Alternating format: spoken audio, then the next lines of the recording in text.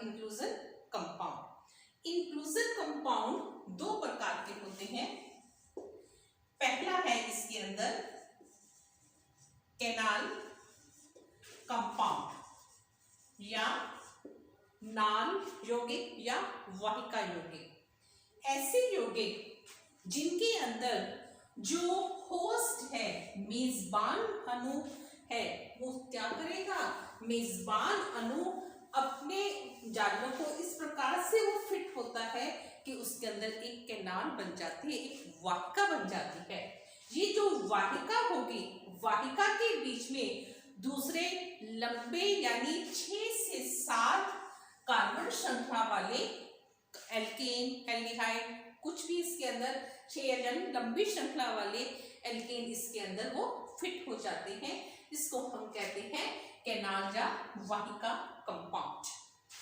वाहिका compound क्या है, जिसके अंदर जो होस्ट परमाणु है, होस्ट अणु है, उसके अंदर इस प्रकार से वो जालक फिट होते हैं, उसके अंदर एक वाहिका उसमें बन जाती है और उस वाहिका के अंदर 6 से 7 कार्बन श्रृंखला युक्त एल्केन उसके अंदर फिट हो जाते हैं।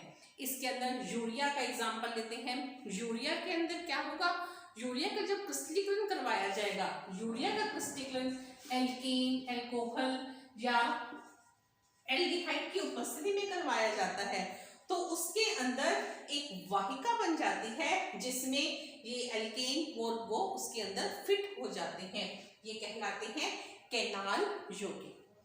दूसरा इसके अंदर आता है क्लेथरेट कंपाउंड।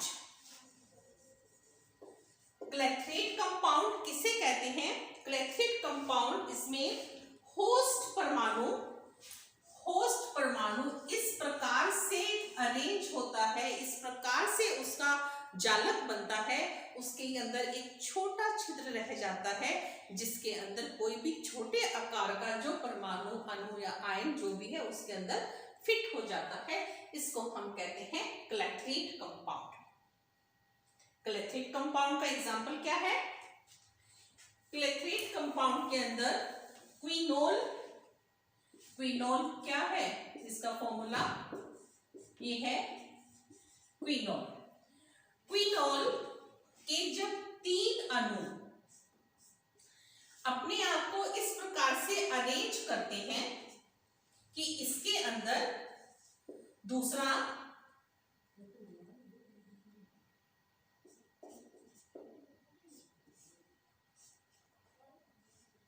ये क्विनोल का अणु है, ये यहां पर O और ये H,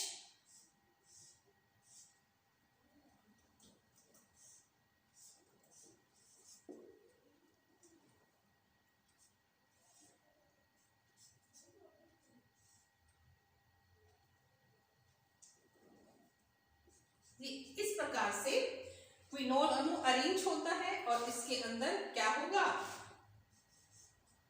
आर्गन परमाणु इसमें फिट हो जाएगी, छोटा छेद बनता है इसके अंदर, ये जो आर्गन है वो इसके जालक के अंदर फिट हो जाएगा। जो होस्ट परमाणु के अंदर गेस्ट परमाणु आता है जो उसके अंदर फिट होता है, वो उनके बीच में कोई रासायनिक बंध नहीं बनता, ना ही कोई वो रासायनिक क्रिया करता है, केवल वो अपना स्थान ग्रहण करता है। ये कहलाते हैं क्लेथरेट कंपाउंड। मैं रिपीट करती हूँ, इंक्लूसिव कंपाउंड किसे कहते हैं, ऐसे कंपाउंड जो अपने जालों को इस प्रकार से व्यवस्थित करते हैं कि उनके बीच में कोई खाली स्थान रह जाए और उसमें कोई अणु परमाणु उसके अंदर फिट हो जाए। और जो फिट होता है या होस्ट जो फिट हो रहा है वो तो क्या कहलाएगा, गेस्ट कहलाएगा, और जिस जालक के अंदर वो फिट हो रहा है उसको हम कहते हैं होस्ट। अब होस्ट और गेस्ट के बीच में कोई इंटरेक्शन नहीं है, ना ही उनके बीच में कोई रासायनिक अभिक्रिया हो रही है, ना ही उनके बीच में कोई रासायनिक बंध बनता है। ये 2 प्रकार के होते हैं। पहला हमने कौन सा किया, पहला हमने किया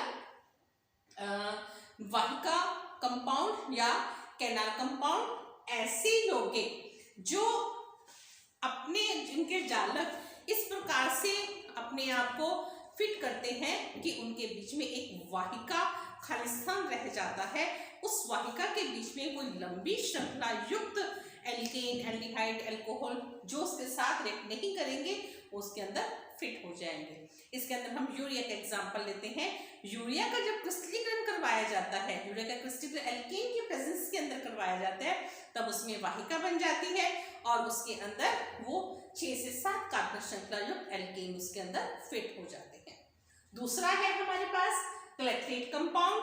क्लेथरेट कंपाउंड ऐसे कंपाउंड, ऐसे यौगिक जो अपने जागलों को इस प्रकार से व्यवस्थित करते हैं कि उनके बीच में एक छोटा स्थान रह जाए, एक छोटा खाली स्थान रह जाए और जिसमें वो कोई भी छोटे आकार का परमाणु या समूह उसके अंदर फिट हो जाए। अब यहाँ पर हमारे पास एग्जाम्पल है क्विनोल का।